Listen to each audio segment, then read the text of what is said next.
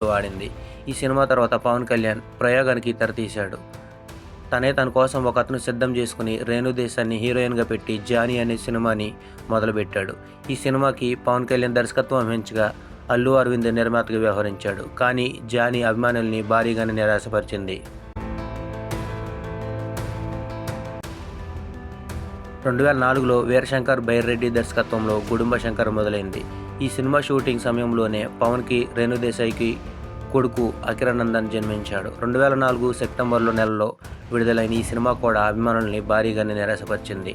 ఇక 2005లో వచ్చిన 'బాలు', 2006లో వచ్చిన 'బంగారం', 'అన్నవరం' కూడా అభిమానులను పెద్దగా తృప్తిపరచలేదు.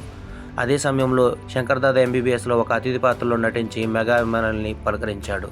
'శంకర్దాదా ఎంబీబీఎస్' తర్వాత చిరంజీవి రాజకీయాల్లోకి రావడం, అదే సమయంలో పవన్ మొదటి భార్య అంజలి, పవన్పై, రేణు దేశాయ్‌పై కేసు వేయడం కాస్త ఇరకాటంలో పడ్డారు.